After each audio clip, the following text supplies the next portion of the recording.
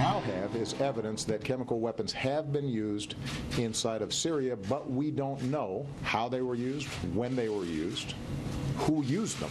We don't have a chain of custody. We've got to do everything we can to investigate and establish with some certainty what exactly has happened in Syria, what is happening in Syria. If we don't react, unfortunately, I predict that he will use chemical weapons in a much more devastating way. So we can't let this this red line become fuzzy in a lot of international lawyering and the United Nations. America's credibility is on the line. Charles, Syria first. Chain of custody, what is this, CSI Damascus? In the middle of a war, you expect a chain of custody in deciding if a weapon was used? Look, this is a president who sees himself as a liberal reformer. He remembers what happened to LBJ. He knows what happened. George Bush, you get involved in a foreign war, your presidency is ruined. And I think he has been determined from the first instant with Syria that he would not allow himself to be dragged in. I think the reason he put out this supposed red line about chemical weapons is that he imagined, A, it wouldn't be used, or that it was a way to actually postpone a decision until the future. And now that he has this kind of, he doesn't have an overwhelming instance as we had in the Saddam days where Saddam attacked a village from the air and killed thousands of people in one day. In the absence of that, I don't think he will allow any evidence to compel him to engage in military activity. I think that's where he starts from. And all of this stuff is dancing around it. He's not going to allow himself to get involved.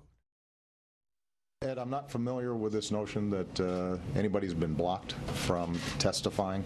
So what I'll do is I will find out what exactly you're referring to. What I've been very clear about from the start is that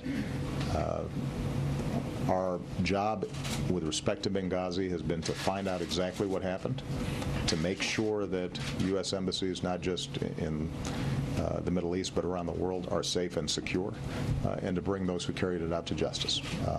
But I'll find out what exactly you're referring to. They've hired an attorney because they're saying that they've been blocked from coming forward. I'm not familiar with it. We are being told that these people are being intimidated. They're being told that it would be the end of their career if they come forward, and that's why we need to give them immunity. That's why we need a congressional investigation. The administration has lost its credibility. Charles. He hadn't heard about it. Nobody in the White House had heard about it. Nobody at the White House has access to Fox News. This is slightly incredible. And it's a rather weak response for the president. He knew he was going to be calling on Ed Henry as the first question because of his role in the White House, the Correspondents Association. He knew that Fox, or at least his staff knew, that Fox had broken the story, spent a lot of effort on the story and time on the story last night, and he pretends he'd never heard of it. Color me skeptical.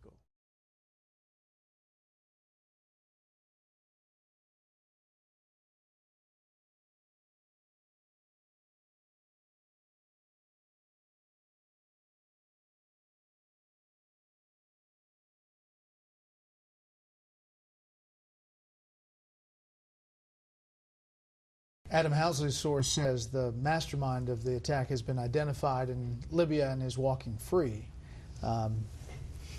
We'll see where this committee hearing goes. You think it'll be explosive? Look, as long as the press outside of this network ignores it, I'm not sure it will be.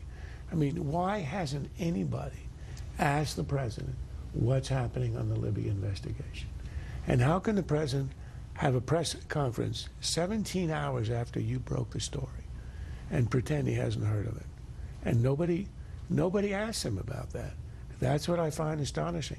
As long as the media don't want to look at this, as in the abortion trial and the Gosnell trial, it's not a story. Congress has ignored your efforts to try to get them to undo these sequester cuts. There was even a bill that you threatened to veto that got 92 Democrats in the House voting yes. So my question to you is, do you still have the juice to get the rest of your agenda through this Congress? Well, if you put it that way, Jonathan, maybe I should just pack up and go home. Golly.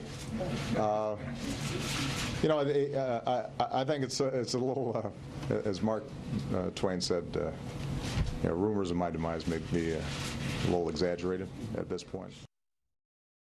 Charles? Pack up and go home, not a bad idea. Look, I think the essence of this is that Obama was really riding high. Election day, then he crushes the Republicans on the fiscal cliff, and he thinks he's the king of Washington, and he's got an open road. And then all of a sudden, he runs into sequester. The Republicans called the administration a bluff, and they won on that. The administration has been embarrassed on all of the elements of sequester. They had to cave on air traffic control, which is going to be a way to push the Republicans into accepting tax hikes. On gun control, the president was unable to get the minimal of what he wanted, simply a reporting, and on background checks. He has had a really bad couple of months. I think the momentum out of Election Day is over. He's treading water right now.